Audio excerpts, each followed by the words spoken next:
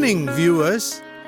Welcome to my daily devotion titled Fresh Bread.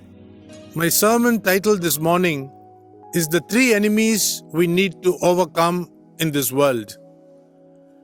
If we are born as men and women in the flesh, we need to be born again in the realm of the Spirit.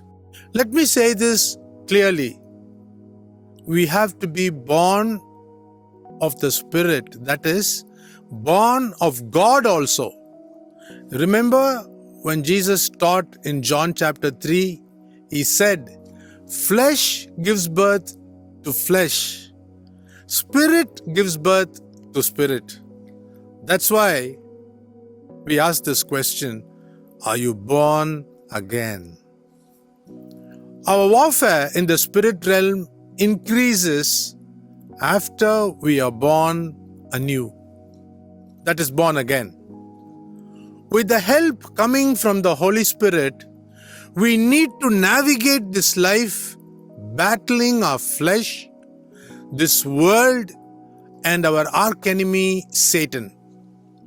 Satan uses our flesh and this world to weaken us by tempting us so that when we falter, we can lose favor with God. Satan is invisible to the human eye, but our flesh and the world we live in are tangible and visible to the human eye. So how can we conquer an enemy who is actually invisible to us?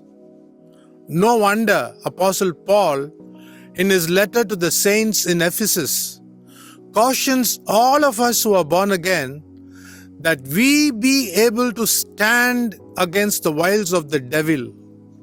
Read Ephesians chapter 6 verse 11.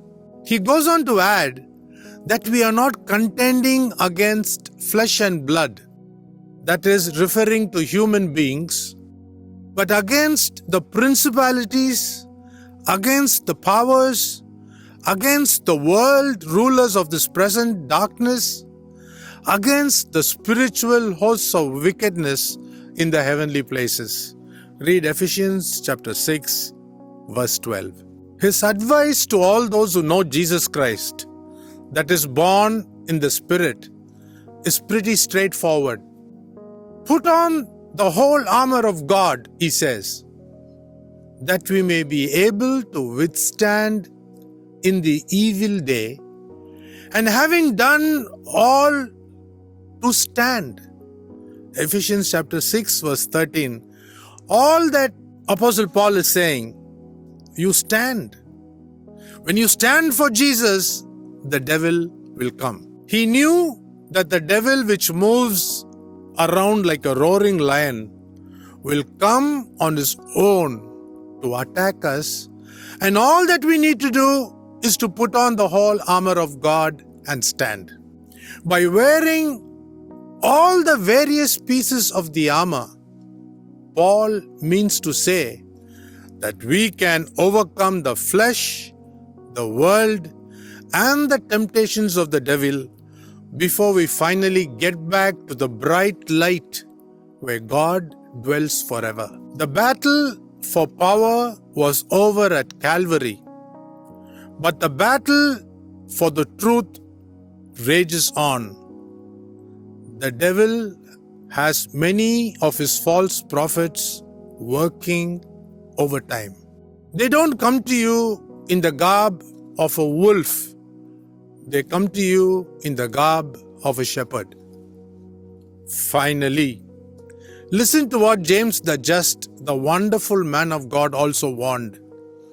Friendship with the world makes us enemies of God.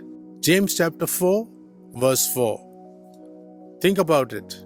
See you tomorrow.